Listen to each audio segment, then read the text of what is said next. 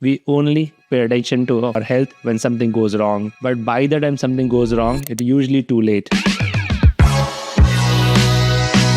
Health is simultaneously extremely complicated and extremely simple. I can sum it up in just 6 words: eat less, sleep more, always move. Anyone who promotes that do this one thing and all of your health issues will be solved is just lying. There is no such thing. You are done watching the content, you are feeling so energetic. Last thing you want to do is sleep. All this saying about I'm going to sleep when I'm going to be dead basically means you are going to be dead sooner than you would like. Walking by far is the most effective exercise. If you are continuously active in the 20s, 30s, you are definitely going to delay the onset of lifestyle diseases in your 40s and 50s. Now, the science is absolutely conclusive on that. There is absolutely nothing about alcohol that's good for you. I think you need to distinguish between food versus indulgence, and we are all entitled to our indulgence. Health is probably the most important project you can sign up for.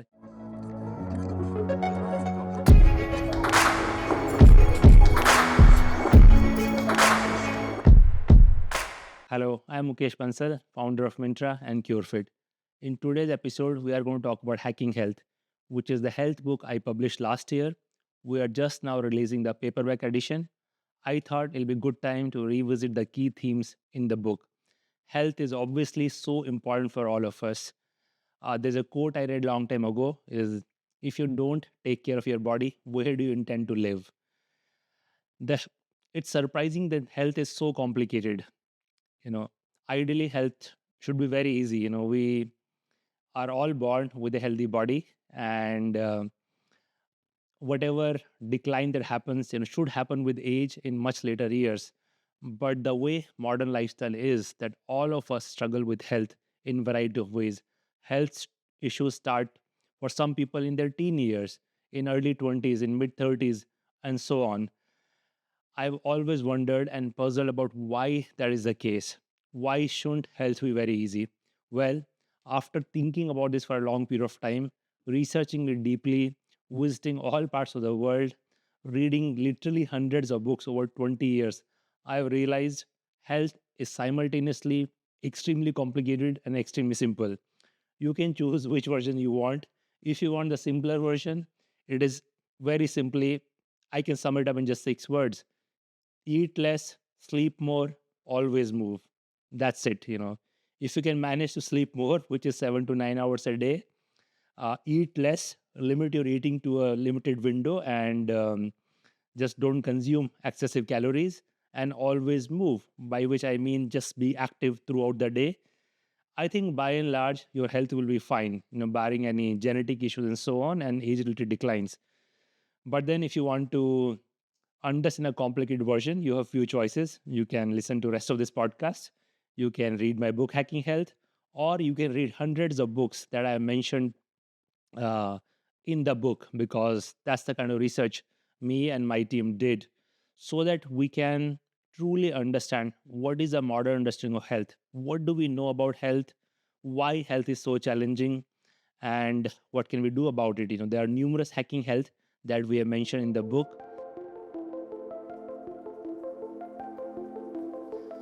Now, I must confess that just because I'm author of this book and I'm talking about this in this podcast does not mean health is easy for me. In fact, I struggle with health all the time. For me, one of the biggest wake up call about health happened when I was in my early 30s. I had just started the Mintra journey, and my arrangement with my former employer was such that I was spending half my time in India and half the time in US, which means there was a monthly flight back to US. Time zone change every month or so.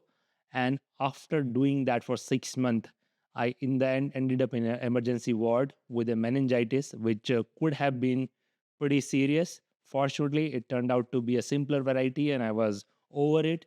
But there was a huge wake up call for me. Here, I wasn't just in my early 30s. I thought I'm somebody who is generally fit and healthy. I paid attention to my health, but there clearly something seriously wrong with my immunity, which led to that episode. But also, in some ways, sparked my curiosity about wanting to understand a lot more about health. It also happened that around the same time I came across this outstanding book by Ray Kurzweil. The book is called Fantastic Voyage: Live long enough to live forever. Now, it's a bit of an outlandish title, but Ray Kurzweil is a very serious scientist. He thinks long and hard about various topics. And when I read that book, for the first time, this idea that one can think of human biology and aging as a condition which can be managed, which can be studied scientifically, we can understand the underlying principles and figure out what does it take to slow down aging, to perhaps even reverse aging, and to really seriously ask the question, what is the upper limit of human age? Is it given that we have to die by the time we are 80 or 100? Can human lifespan be extended to 125, 150? We have talked to a couple of biohackers and longevity experts on this podcast, Ben Greenfield and Marcus Ramsey. I hope we'll talk to some more in future. So with my personal health crisis in my early 30s, as well as reading this book, really launched me on this journey where I was determined to learn as much as I can about health and apply that in my own life, which I have continued to do so. It's been nearly 20 years now. I think health has continued to be an area of interest for me. Over the years, my understanding of health has changed significantly. Um, on the personal side, I pretty much tried everything you can imagine, from variety of diets in all the way back to early Atkins diet and keto diet to variety of fasting diets and so on. I think I've tried nearly every possible fitness regimen, lot of different type of meditation technique, endless experimentation with my sleep and sleep environment. But what has also helped me in my health journey is the experience with CureFit. We started CureFit in 2016 with the intention of building a platform which really makes it easy for people to pursue healthy lifestyle. Some parts have gone really well. Today, CureFit is the largest fitness company in the country with over 700 gyms. 150,000 people work out in CureFit gyms every day. And as we have gone in this journey of building CureFit, we have looked at various aspects of health, from fitness to health food to mental health, primary care, the role of devices, tracking, and so on. And that has also helped my understanding.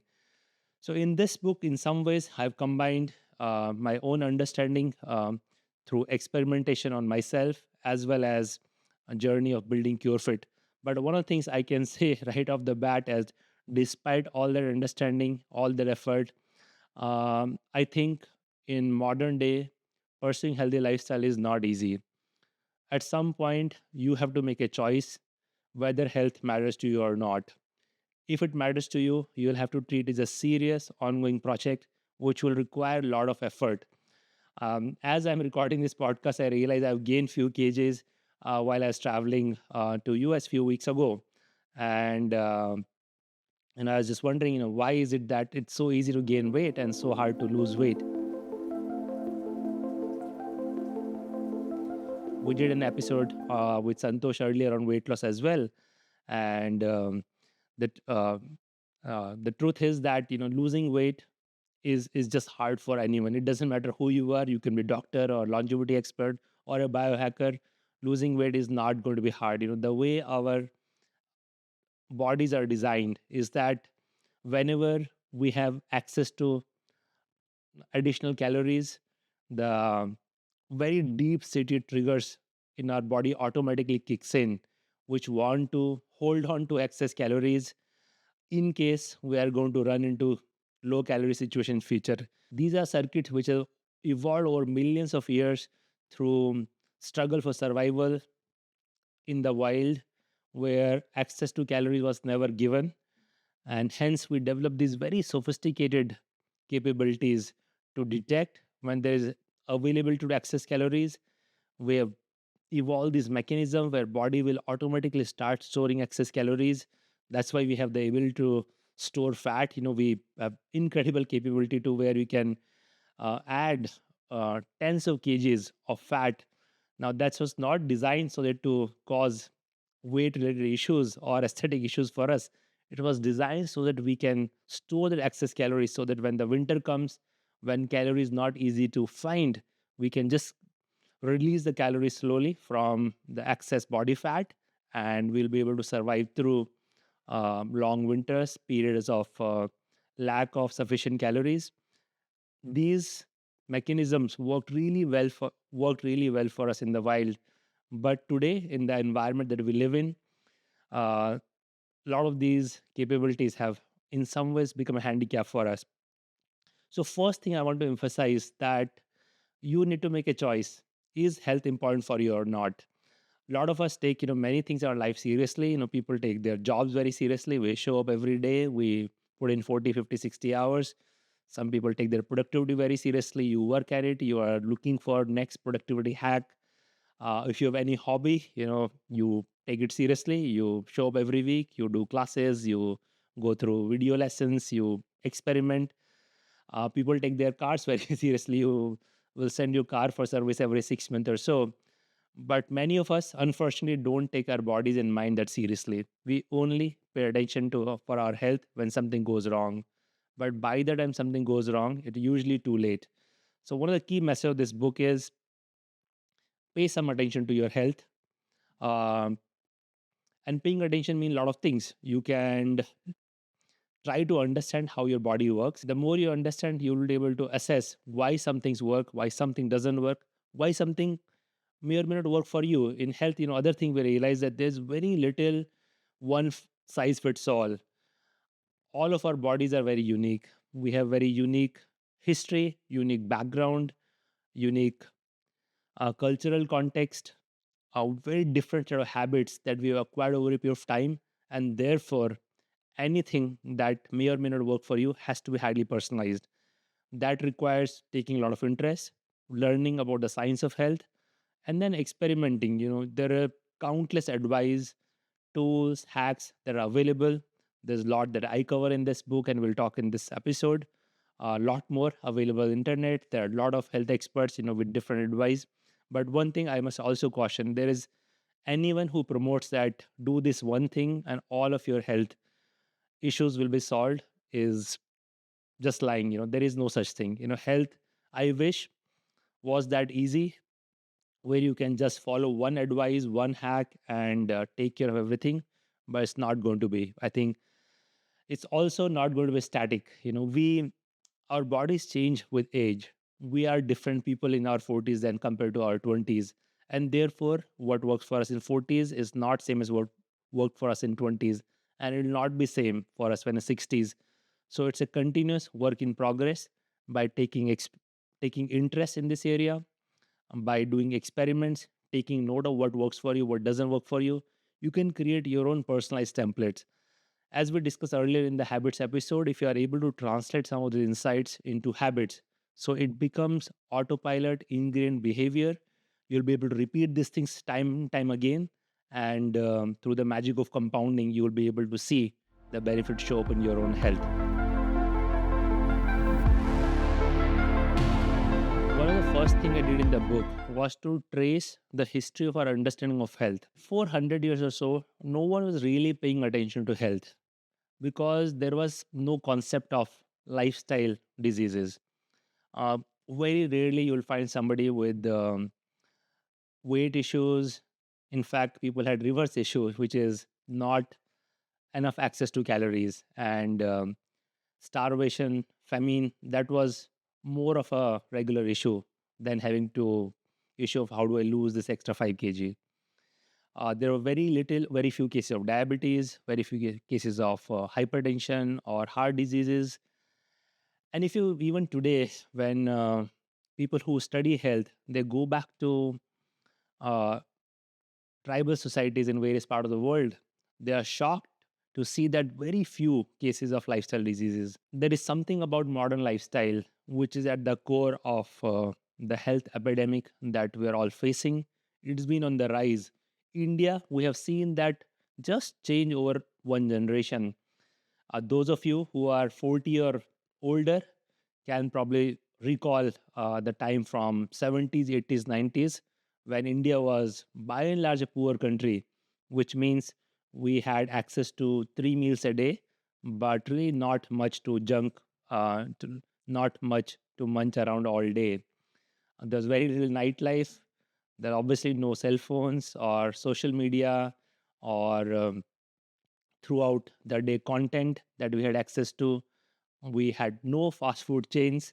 There was no frozen yogurt or pretzels or uh, Taco Bell or McD or you name it. There was no 30-minute pizza that you could order anytime, and as a result, most people were lean. If you go back and look at photos from 70s and 80s, even old Bollywood movies, you will realize that everyone's really thin and lean. It's what seems so hard today was how everyday life was. So what changed? I think people call it, these things are called lifestyle disease for a reason.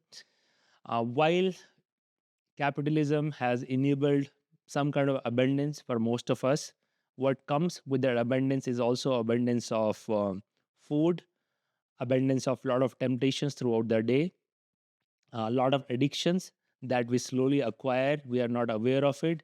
And because we see everyone doing that, we think that's the norm rather than exception. And then it becomes a, our built-in circuits, kick in every time we see that delicious cookie on the office table, or snacks on the kitchen cabinet, on your dining table. We just find it so hard to resist. We have so much advertisement all the time where people are showing all this extremely delicious looking food.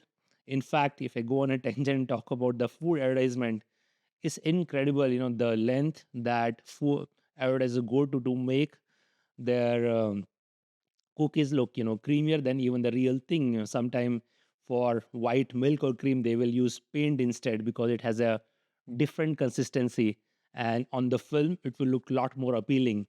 There is so much effort, creativity that goes into making all this food sound so appealing.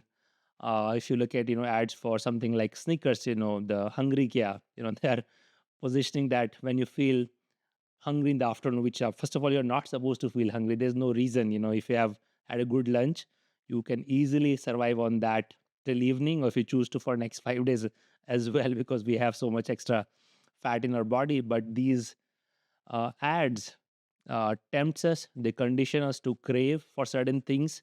They create those cues. Cue could be time based, cue could be something else, so that we start craving for it. And through the cue action reward loop of habits that we talked about earlier, we start wanting to consume these things. So I think it's a huge mismatch between modern lifestyle versus how our bodies are designed to be. What our bodies are designed, okay, who, you can ask who designed our body. So if you believe in evolution, which there is incredible scientific evidence in favor of that, if you follow that train of thought, mostly what our bodies are evolved to do, it just happened, you know while we were living our life as hunter gatherers, which is, so there are many different ways to look at it. Homo sapiens as a species have been around for 200,000 years, which is roughly 10,000 generations. So if you remove last 200 years, which is 10 generations, so 9,990 generations, all of us, all, not all of us, literally all of our ancestors lived their lives as hunter gatherers. What is hunting gathering? You're living life in jungle. You either hunt for food or you gather whatever is growing naturally, whether it's wild berries or fruits, which is going to be seasonal. Every now and then you might score big hive for so that you can have a treat of honey, but that'll only happen only a few times a year. You walk a lot, you have to climb trees, you have to lift and carry stuff. You have to plan your lifestyle around rise and fall of sun. You need to be very much in tune with weather, because what is growing or not growing, what animals are around, not around, are all going to function of weather.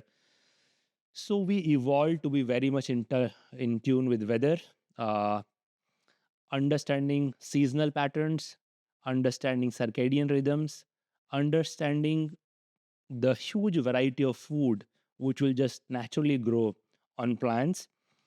Uh, but in last 200 years, slowly, we have become completely disconnected with that. So pretty much everything that's wrong in health, and all the recommendations, they really boil down to going back and understanding How did life for a hunter gatherer look like? And what does modern equivalent for that can look like? Just to take example of intermittent fasting, it has become immensely popular now. There are many different ways to pursue intermittent fasting, but the core scientific truth at the heart of it is fasting is always been part of our life.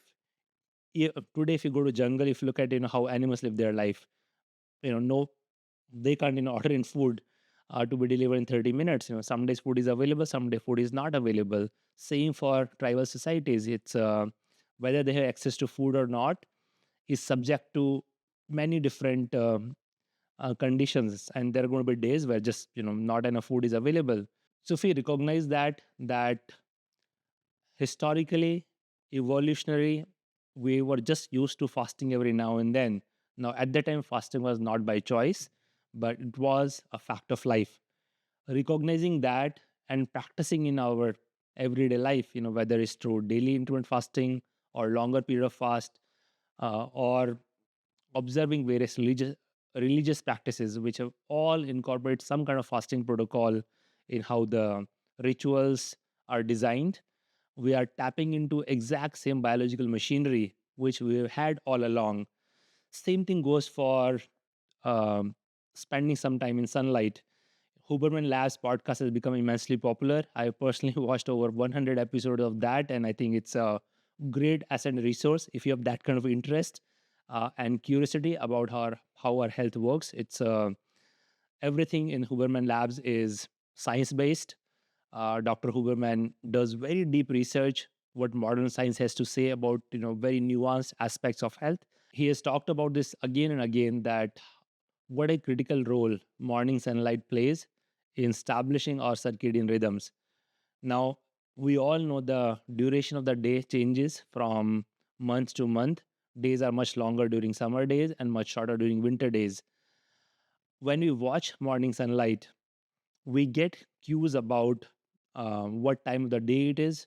Our internal circadian clock keeps adjusting based on the wavelength of the morning and evening sunlight. Dr. Sachin Panda, who is a renowned biologist at Salk Institute, has written this book, Circadian Code, and later on, an enhancement of that called Circadian Code for Diabetes.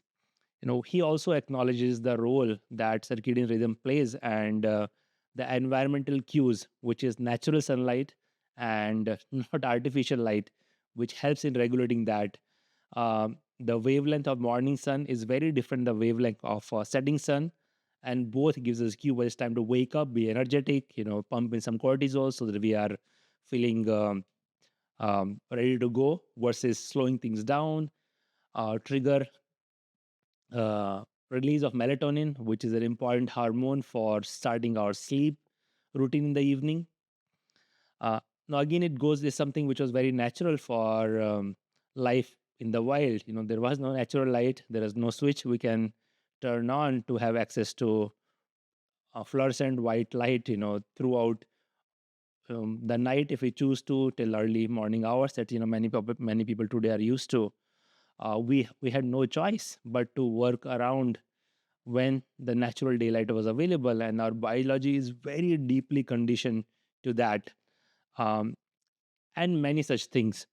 So recognizing that today we live in an environment which is very very different than environment in which we evolved to do, and that mismatch is at the heart of lot of health issues that all of us experience. I think the science and history of health is endlessly fascinating. That's why I dedicated one whole chapter to the story of health. I will not go into a lot more detail here now, but if you are curious, there is so much that we can learn about exactly how health works, and it is highly empowering. I enjoy learning everything I can about health, and it enables me to make better decisions for my health. And despite all of that, I do continue to struggle. I wish there was an easier way or a magic pill, but if there isn't any, I haven't found it. And I'm not also very optimistic about that. What I am optimistic about, though, is our understanding of health continues to get better. the amount of research dollars that are going into health, both from modern scientific point of view, but also studying the history of health, learning from various cultural traditions around the world. People have obviously been aware of health and they have experimented a lot in the past. If not, we would not have traditions of yoga, pranayam, and Ayurveda in India. These are very profound practices. Through trial and error over generations, people have fine tuned and honed these techniques to some of the extremely powerful health hacks, and we'll cover some of that as well. But if you don't have the time and interest and inclination to learn more about health and just want to know what do I do, I think there are 4 or 5 very simple things, that absolutely form the bedrock of good health. And let me summarize those for you first. First and foremost is sleep. Sleep is highly underrated. I'm surprised that about 10 to 15 years ago, no one was even talking about sleep.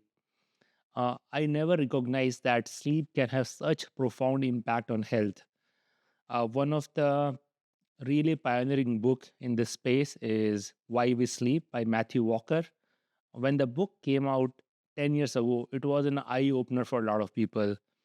In the book, Matt Walker very clearly articulated, based on the very deep scientific understanding of what sleep does for us, there is not a single thing that goes on in our body which is not related to high quality of sleep. And that is also something which is suffering the most from modern lifestyle, because most of us now stay up till very late. We are surrounded by these bright white lights. We are staring into the screen, which is source of blue light that only morning sun supposed to have. So that is throwing our circadian rhythms into toss. We are watching content, and obviously, if we'll get tempted for another bowl of ice cream or some snacks to munch on, or if you go out, then you're drinking and eating, and so on. And as a result, the sleep has suffered dramatically around the world, and we are paying huge price for this. There is direct correlation with mental health, many lifestyle diseases. If you don't get adequate sleep, it's very difficult to work out in the morning. So we naturally feel lethargic, and we would rather be sedentary than active. So your movement goes for a toss. It affects our mood, it affects our focus, and on and on. So if there's one thing you can fix, it's sleep. Now, fixing sleep, turns out to be very complicated. It's if you are somebody who goes to sleep at 9 p.m., which I do, or at midnight, which I think most people do. Uh, Either way, sleep does not start when you switch off everything and try to fall asleep. Sleep, in many ways, starts 3 to 4 hours before. What do I mean by that? So, first of all, there is a very, very strong correlation between light and sleep.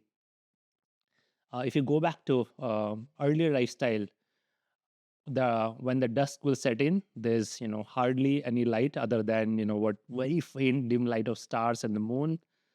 So that's a very strong cue to our bodies that the time to fall asleep is coming in. Let's start producing melatonin. If you're surrounded by blue light, white light, then melatonin production goes for a toss. Our environment plays a very big role. When things are quiet around us, we naturally feel more sleepy. But if you have a lot of sound going on, it's a noisy environment. If you're watching content which has a lot of high, low drama, thriller, action, so on, um, we don't realize, but when you're watching consume, we become part of the story, and we our emotion our emotional trajectory follows the trajectory of the characters that we are watching. And that's why the great directors are very good in stoking those emotions as if we are part of the movie, which is great for content and entertainment, but not good for, you want to on one hand you want to fall asleep, which is to feel mellow, to slowly wind down. On the other hand, you have all these emotions pumping in your throughout your system, which is going to create an odds. So by the time you are done watching the content, you are feeling so energetic. Last thing you want to do is sleep. and so on. So other thing which plays a big role in the quality of sleep is what time do you eat. Now it's not rocket science to imagine that whenever we eat something, the our stomach is full and body now needs to do the hard work or digesting the food, which means increasing our heart rate, um, moving the food along, absorbing nutrient, sending nutrients to various part of the body, including storage as fat. Now, if you eat just 1 hour before your sleep time, uh, your body is busy trying to digest the food. Your heart rate is going to be high, but that's again in contrast to what you need for good sleep. Good sleep requires heart rate to be low so that body can focus on other things. So eating 3 to 4 hours before your sleeping window has a big difference. How you set up your environment has a big influence, and access to light. Anybody who takes their sleep seriously, they pay lot of attention to the light around them. For example, in my house, I only have yellow light, and that too very faint yellow light. And I don't use any bright light after 7 p.m. because that's going to mess up with my circadian rhythm, sleep signals. So that's one small change you can do. There are a lot of sleep hacks people use. One of them is shutting down all digital devices 1 or 2 hour before. I know it's going to be very hard in this day and age, but um, I I don't use any device at least 1 hour before my sleep time. Getting a hot shower is again a good health hack. So what happens is when you subject yourself to hot shower, immediately body tries to cool itself down, and the cooling is great, and that's why people recommend sleeping in a slightly colder environment, keeping your if you sleep with AC on, keeping it around 21-22 degrees will help you fall asleep much faster. uh, Ensuring your sleeping environment such that there is no noise, source of light. Sometimes we have this tiny blinking red light or green light, which again gives wrong signal to what we need for high quality of sleep. Paying attention to mattress. Now, at least very comfortable hard mattress is the least you can do. There are devices like Sleep 8 mattresses, and others which have cooling and heating built in. The way these devices work, you set up to a certain temperature, and when you're falling asleep, they automatically start to become a little cold, and then early morning start to warm up to give your body the cues, and when you're to try to aid getting into deep sleep, and when the time is to come out of sleep. Today we have some really nice trackers available. Ura and Ultra Human both have outstanding rings. Now these are double these tools are double-edged sword. On one hand, they give you great data about sleep. In the past, when you fall asleep, the only thing you will know is when you're waking up, but you have no idea how is your quality of sleep. But these devices track your sleep quality throughout the night. They are sampling from your heart rate every few seconds. They are able to notice what is going on, and therefore they can detect whether how much time you're spending in light sleep versus deep sleep versus REM sleep. Now, all these phases of sleep are important for different reasons. And if any of these phases are curtailed, something important, whether it's about boosting your immunity, boosting your memory, consolidating your experience during the day, flushing out all toxins from the body and on the brain won't happen, and you wake up feeling foggy, lethargic, not having enough energy. So yeah, if there's only one thing you can do for your health is about sleep. All this saying about I'm going to sleep when I'm going to be dead basically means you are going to be dead sooner than you would like. So if you have interest in staying disease free, having energy and vitality throughout the day, you have to take your sleep seriously. Second thing is movement. Now, our whole bodies, if you look at, we have hundreds of muscles, our entire skeletal structure.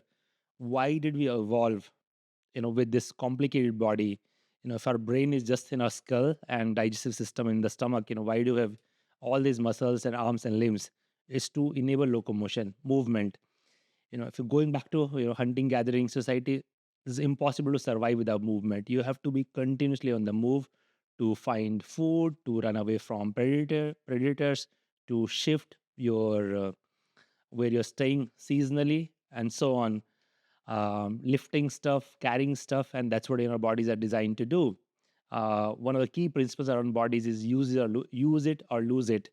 A very stark example of that, I don't know if you've ever been a cast or not, but I did once. I broke my left arm and I was on a cast for a month.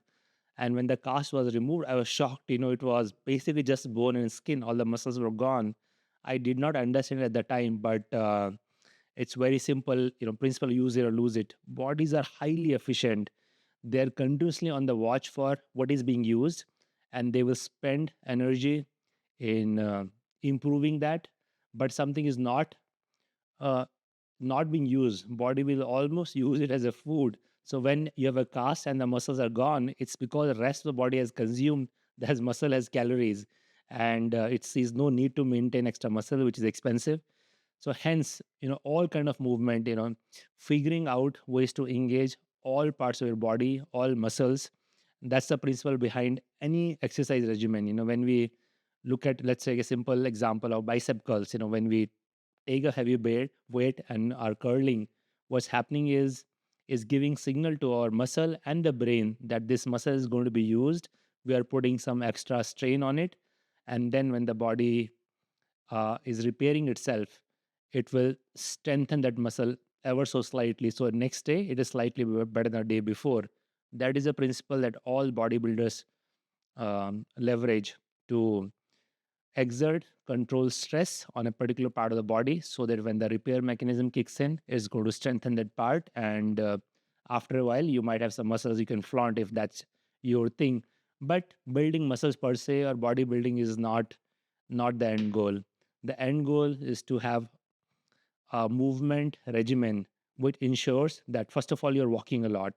Walking by far is the most effective exercise. It's highly energy efficient. It's if you're not walking 8 to 10,000 steps a day, we are depriving our body for a very fundamental capability that is part of how our bodies are designed. It does world of good for all kind of health benefits. On top of that, if you are able to take your heart rate up, this is any kind of jogging, cardio, um, fast vinyasa yoga sequence, any kind of HIIT movement, and so on, doesn't really matter. It's a while our typical day heart rate will be around 70 to 75 beats per minute, and ideally resting heart rate should be below 60 beats per minute. In fact, athletes who train rigorously, their resting heart rate ends up in their 40s. And if you use a tracking device like Oura or Ultrahuman, it'll tell you what your resting heart rate is. But to get your resting heart rate to be low, you need to take your heart rate up sometime during the day. Similarly, strength training is important. It's super important to apply some load to pretty much every muscle on a periodic basis. And you can choose any kind of exercise regimen. If you are a cult user, you can do group classes, which leverage a lot of just using your own body as strength, or you can go to a gym where you have variety of machines or free weights. Now, if you have never worked out with machines, there is a bit of learning curve. You have to pace yourself, start slowly, uh, learn the fundamentals, because it's also very easy to get injured when you start weight training. One of the things I've learned recently, that we used to think that weight training is great for people in their 20s and 30s to build muscles. But it turns out weight training is even more important for people in their 50s, 60s, and 70s. Because what happens is, after 40s, the rate of muscle loss starts increasing, and by the time we get to our 60s and 70s, the muscles will be significantly less stronger and less in volume and size compared to our younger days. And as a result, it's so much easier to get injured.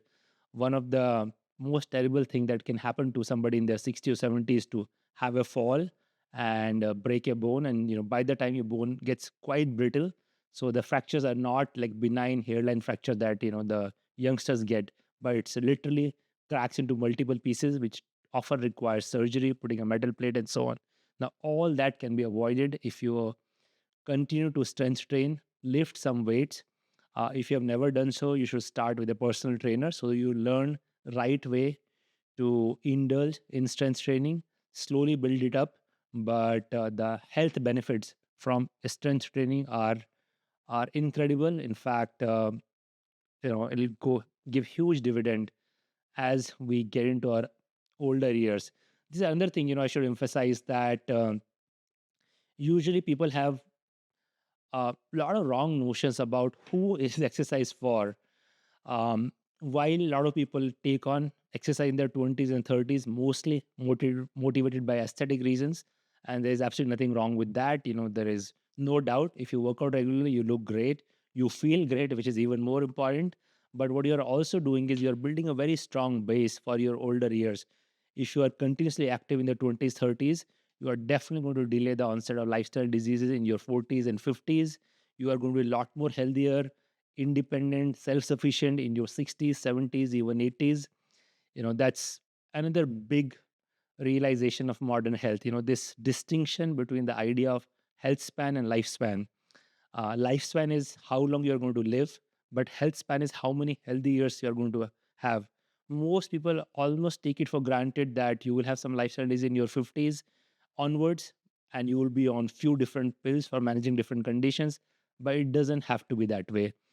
Today, the science of health has shown us that if we have right protocols for managing our health, we can dramatically increase our health span. Now, I absolutely believe that if barring any major genetic issues or just sheer bad luck, most of us can choose to be fairly healthy till at least 80, 85. And that is a profound shift in compared to what an old age used to be thought of. Instead of being dependent on other people and dealing with this variety of health ailments, you can have in really good shape in your 60s and 70s, and do what you would like to do at that stage of your life instead of being a burden on somebody else. But coming back to exercise, so I think it's exercise for everybody. If you have a body, you need exercise, and if you need a um, striking example, there is many of the health books talk about this particular sea mollusk. Now it's a very strange creature. It's an animal, which means it's able to move, but the way it works, it drifts around in the ocean. At some point it finds a suitable rock which it can make its home. It attaches itself to the rock and is able to find nutrient from the surroundings, and after that the body just dissolves its brain. It loses brain completely. It becomes like a plant. That's a such a stark example that our brains by and large exist to enable locomotion, to enable movement. uh, we process light so that we can see which direction we can go to. Our motor cortex is a big part of our brain, which again, very delicate, finely grained orchestration of movement, all the muscles allowing us to balance ourselves, walk on 2 feet, indulge running while carrying something, and so on. It's very, very sophisticated machinery. So as a owner of a body, you have to engage your body in the movements it's designed to do. Let me give you an example. Let's say, so this movement is I'm rotating my shoulder. Now, unless you are a fast bowler, you'll probably not rotating your shoulder, but the ro- rotator cuff muscles are one of the most sophisticated. Enables this movement in pretty much all the three directions, including rotational motions in both directions. If you are not engaging in that movement through exercise, those muscles and joints are not being used. It'll become uh, weak over a period of time, and sometime you may have serious shoulder injury, and so on, for pretty much any part of the body.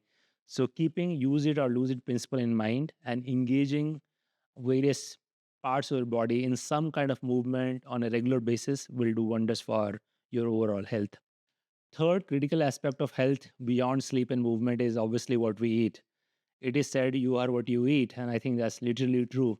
Every single molecule in your body has either come via breathing, we get oxygen from that way, and pretty much what we put in uh, inside our bodies.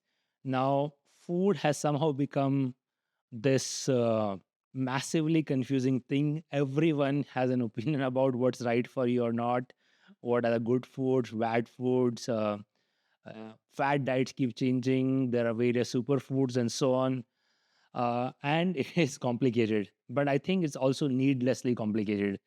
I don't think fundamentals of foods are are that complex. Michael Pollan, who has written amazing books on food, in one of the books he uses this phrase about foods. What he says is, eat foods, mostly plants, not much. What that means by food, he meant real food. Now, what is real food? Real food is something that grows on trees, or if you eat animal proteins, then actual living, breathing, walking animal. The stuff that's made in other kind of plants, which is factory, is not really food. If you can make the distinction and say, I want to eat real food, and that's how it was, growing up, we will not get our food from package boxes of whether it's cornflakes or biscuits or all kind of snacks. We just buy food from farmers market and cook at home and eat, and that's real food. Mostly plants is other thing. It's I don't have point of view about being vegetarian or not, but irrespective of that, consuming a lot of plant-based food is absolutely critical, and not much goes back to having food habits where you are able to create long enough windows of not eating much. So the fundamental of food boils, they're not complex. First and foremost, just eating a lot of raw and green foods. Now everyone's, growing up, parents and grandparents would have reminded you to eat your vegetables. Turns out they were absolutely right. We need, the so many critical nutrients can only come from plants. So we have to, in whichever form, whether it's salads or fruits or cooked vegetables or pulses and whatnot, we need to consume a lot of that. Carb is where things go wrong. Now, we all know rice is a carb and wheat is a carb, but so are we a variety of millets and so on. We need carbs. Carbs are excellent source of energy, but carbs, especially processed refined carbs, can be very addictive because they are calorie dense. So we like consuming those, but they are not nutrient rich. So we end up getting a lot of empty calories from those, and that's what all the snack manufacturers really capitalize on that. If you can try to limit your carbs to complex carbs, complex carbohydrates are carbohydrates like ragi, jowar, bajra, which is quite popular in rural part of India, but increasingly, I think in city also people are starting to consume. The difference between complex carb and slow carb is how quickly energy is released. When we consume fast carb like white rice or processed grain like maida, the because already stripped of other components and has only raw calories, the body is able to digest it very quickly. The moment we eat it, we have surge of glucose. To handle the glucose, the pancreas are forced to release a lot of insulin, so we have an insulin spike, and within half an hour, 45 minutes, all that calories polished off. We cannot consume calories so fast, so a lot of it is ferried away and converted into fat for long-term storage. So now you just had a high calorie meal. You felt great while you were eating it, but within an hour, the calories out of your bloodstream, and you're going to feel hungry again. Complex carb are exact opposite. When you eat a complex carb, it takes a lot of effort to digest. So first of all, body is already expending a lot of calories in digesting it. Because it's a slowly digesting process, the calories are released slowly. So we have continuous supply of low quantity of glucose in our bloodstream. So we feel energetic for a long period of time. We'll end up using a lot of those calories for our day-to-day work, as opposed to that being going to fat storage for long-term storage. So any meal where you're able to replace uh, simple carb with complex carb is going to do you wonders. We all need proteins, whether you're vegetarian or not. Some source of protein is absolutely must. For vegetarian people, most of the there are some plant protein like peas, etc. Pulses are another source of protein. If you eat eggs or milk, that's another good source of protein.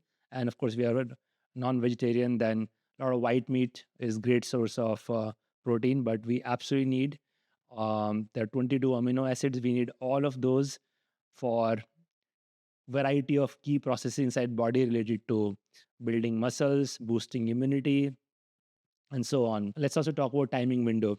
So there is no right or wrong here. Again, I think variety of methods work. Let me share what works for me. These days, I keep my eating window between 8 a.m. and 5 p.m. Yes, I know it's pretty bizarre, but that works for me. So during that 8 or 9 hour window, I eat whatever I want to eat. Usually, breakfast in the morning, and you can call it very late lunch or early dinner, and maybe some snack during the day. And other 15, 16 hours, I don't eat anything. Now, you can have your eating window to be 8 hours, 10 hours, even 12 hours. Doesn't really matter that much. I think what's more important to have at least 12 hours of fasting window, which means if you finish your dinner by 8 p.m., to not eat anything until 8 a.m. in the morning. Let me also address this whole myth about breakfast being the most important meal. Absolutely not true at all. There is no evidence. I think this was marketed and promoted by the cereal companies in 70s and 80s when they wanted you to have a heap of cereal in the morning, which is also laced with sugar, pour some milk into it, and it's great for cereal business, but not great for you. I think we are naturally very comfortable with not eating. It takes some getting used to it. Let me share, my intermittent fasting story. I have known the science of it for a long period of time. I really wanted to get into this, but I struggled for over 2 years. I just could not make that change because I will have headaches, I'll feel fatigued, I have intense cravings. Eventually, I realized that by slowly shifting my eating window by half-hour increments. So, for example, if I was having my dinner at say 7 p.m., moving that to 6:30, moving that to 6 over a period of time, um, slowly worked for me. I've experimented with longer fasts, which are amazing. So far, I'm only able to do 24-hour fast, but people who do 2 day fast, 3 day fast, even 5 day fast, and it does wonders to your body. It's part of so many religious traditions. Jains, especially in India, they have this annual ritual where people will routinely fast for 3 to 5 days. Now, that's something you can't, if you've never fasted, you should not attempt that. It can be very dangerous, but you can work up your stamina slowly to do that. And I'm not recommending you to do multi day fast, but creating that 12 to 16-hour fasting window. And every now and then you can skip a meal and prolong that to maybe 20 hours or 24 hours. And what also happens when your eating window is small, you automatically end up consuming a lot less. It's when we are munching throughout the day from the early morning waking hours until we go to bed. That's when we are injecting our bodies with needless calories and also putting so much tax on our digestive system. Digestive system has to do a lot of work. Every time you put something, the entire digestive machinery kicks into high gear, and doing it 4 5 6 times a day is highly stressful for the whole system, and it gets does not get enough time to recuperate from all that stress and be in great health. So food is obviously something very important. You need to take it seriously, but it's also possible to keep it quite simple if you follow some of these basic rules for healthy eating.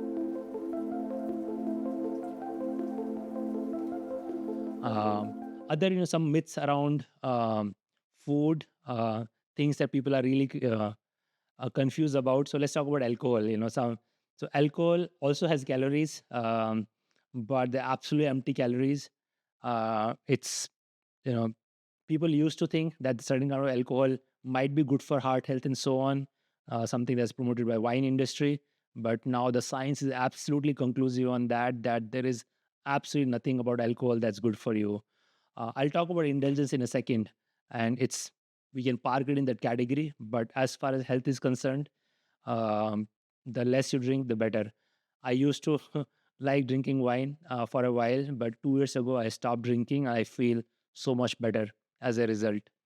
Uh, let's talk about all snacks and anything that contains sugar. Now, I would like to say that sugar in moderation is good for you, but absolutely not. For us, the only sugar that we evolved to to tolerate is fruit sugars. Now, uh, when you're eating a fruit, first of all, remember that fruit in the wild are not as sweet or as juicy as the farm grown fruits. The fruit that we were used to eating in the jungle were lot more raw, had sugars, but lot less sugar, and they were available only occasionally. And we will obviously gorge on those whenever we could find because they were rich, calorie dense source of energy. But today, all processed sugar is something absolutely alien and foreign to our body. There was no concept of refined sugar even few hundred years ago. It's a modern invention, and you may or may not believe that you have a sugar tooth, but you have to be aware of every time we are putting raw sugar in our system, we are just throwing the entire system in chaos. This is something our bodies don't understand what to do. It leads to massive glucose spike, insulin spike, and lot of later onset of things like pre-diabetes, obesity is directly linked to sugar consumption. So it's easy for me to say sugar is bad for you, alcohol is bad for you, packaged food is bad for you, and they're all really bad. I think you need to distinguish between food versus indulgence, and we are all entitled to our indulgence. Um, I like some of the North Indian snacks a lot, but what is indulgence needs to be moderated. You can have your own pace of indulgence, maybe once a week, twice a week. If you really like ice creams, you can give yourself allowance for once a week, ice cream. But having indulgence on a daily basis, multiple times during the day, is something, it's like death by thousand cuts. You keep doing it day after day, the bad stuff is accumulating slowly, slowly, and you are going to pay the price for it. First signs may be increase in weight, loss of energy, fatigue, feeling mentally foggy, and so on. Later on, all variety of lifestyle diseases. Mental and cognitive health is another very critical aspect of health, and which is underrepresented. Most health discourse does not talk about importance of great emotional and mental health. uh, Emotional health is a function of a lot of things. Lifestyle is obviously a big factor. If you sleep well, working out regularly, you are bound to have better mood and better emotional health. But social health is also a very big part of it. And social health is not about how much time you spend on social media, it's about how many genuine, authentic human connection you have, whether at work or at home with your friends. There is this long running Harvard health study going back to almost 80 years. And the single biggest finding of that people who had very strong social bonds tend to live a lot longer compared to people who don't. Now, mental health is a complex topic. We have done some episode in the past. We'll do more in future. But this is something that you need to pay a lot more attention to. Uh, on and off, I have struggled with periods of intense stress that leads to headache, that leads to bad mood, poor sleep. Poor sleep leads to unhealthy eating, weight gain, and so on. Just stress can just creep up. We may not even realize. Now, fortunately, we have a lot of tools available, from something as simple as breathing exercises, a variety of meditation techniques, and everything else that we can do for healthy lifestyle. We have, if you have serious mental health issues or sleep disorders, there is help available through professionals, both therapeutic interventions and medical help. I will not go into a lot of details of that, but I want to emphasize that we need to put mental health on absolutely the same footing as we do other aspects of our health. Last, I want to talk about this whole craze around biohacking and longevity. In fact, truth be told, this is what got me into health space also. But I'm, I want to sound both a word of caution as well as optimism. So caution is because a lot of things are oversold. We have a lot of supplements on the market, many therapies, which are all touted as this um, all-in-one longevity biohacking hack, which is mostly not true. But in this process, we have learned so much about exactly how aging works, what are the aging circuits in our body. If you read the work of Professor David Sinclair, if you go through all the topics that cover on Huberman Labs, you will learn a lot about science of longevity. As great that we know so much more, there are a lot of very promising therapeutic techniques. Some that I personally like. One is cold bath. Now, cold bath, we may think it's a great new biohack, but people have known about this since ancient times. Uh, Taking cold showers is a ritual that a lot of people have practiced for a long period of time. Today, there are many different ways you can indulge in cold therapy. First of all, you can just turn off the heat in your geyser and just pour cold water on you, and you will feel immediately quite refreshed. Big cities have these cryo chambers where you can go in. They have this liquid nitrogen at minus 160 degrees that you expose yourself for 3 minutes. You can buy cold plunge where you can cool down the water to 10 degrees, 8 degrees, even 5 degrees, and a lot of biohackers agree indulge in that. I think cold has very strong correlation to both boosting your immunity and boosting your mood. It's a little painful in the moment, but I have learned to enjoy it over a period of time. All kind of red light therapy is great. Red light therapy, infrared therapy, with these lights are able to penetrate below your skin and do a great job for triggering for countering inflammation and triggering healing in many different ways. So that's something as a no-brainer. It's a good thing that biohackers figured out. In general, any kind of heat exposure, whether it's steam or sauna, and again, sauna is something in Europe at least is practiced for hundreds of years. If you go back and read the ancient Greek history, uh, public steam baths were a common utility that people even that time recognized is useful. So that's one thing you can consider. When it comes to longevity supplements, I think only thing I'll say is more that's mostly out of your personal interest and hobby. There are so many different supplements on the market. I don't believe there's anyone beyond that is something as simple as fish oil or multivitamin or whey protein that I would say is no brainer biohacking thing. There are things like NMN, many supplements, metformin as a possible intervention, uh, coenzyme Q10, things like athletic green, and so on. If you're curious about this, there are many episodes on Huberman podcast about supplements. You can look into it.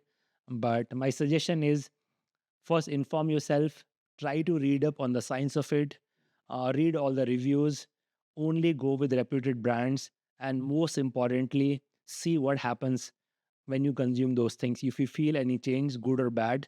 I think today where supplements market is, it does require a lot of trial and error. There could be medically prescribed supplements, which is great. If you have a deficiency, let your doctor decide. But beyond that, if you have interest in this space, I think using various gadgets and therapies is probably low risk intervention. Supplements, when you are injecting something in your body, whether in oral form or injection form, is taking a lot more risk. I won't deny that there is some promise around those. I myself try different things over a period of time, but I'm well aware of the risk I'm taking, and I may pay for it in terms of adverse consequences as well. So that's an area one needs to approach with a lot of caution. But I think we are living in a golden era of for deep research around longevity and biohacking.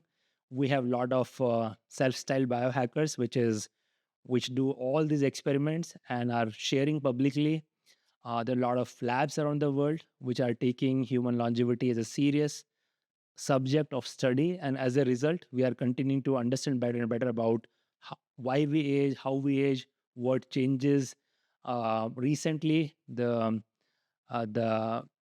group that studies aging in humans updated the so-called 13 hallmarks of aging.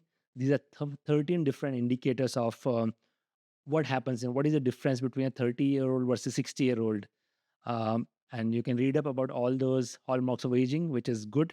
And leveraging the understanding, the pharma companies as well as supplement companies are trying to come up with the new interventions, and that field is moving very fast. So I'm very optimistic about both our understanding and intervention that come up. An example is the Ozempic weight loss drug, which seems incredibly promising. We talked about this in a lot more detail when we had a discussion with Santosh. It continues very promising, although very early.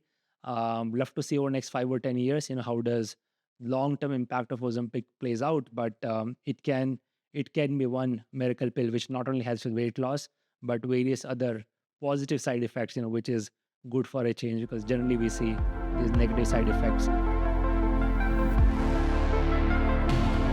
This end, I just want to say that health is a topic that I personally enjoy a lot. I like reading about health.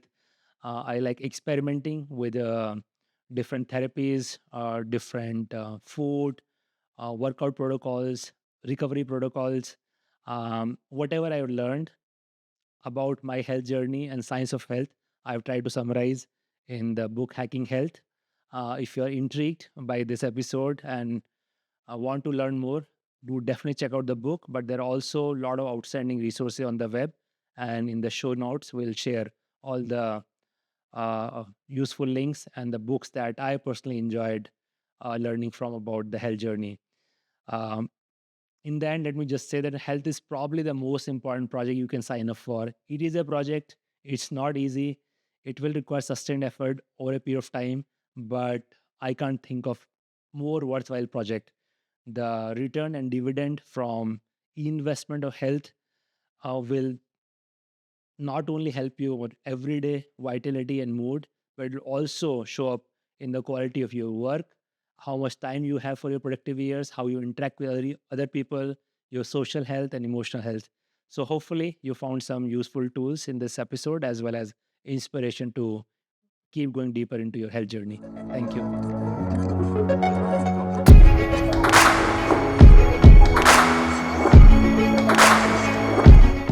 At SparX, we aim to bring to you stories of exponential impact.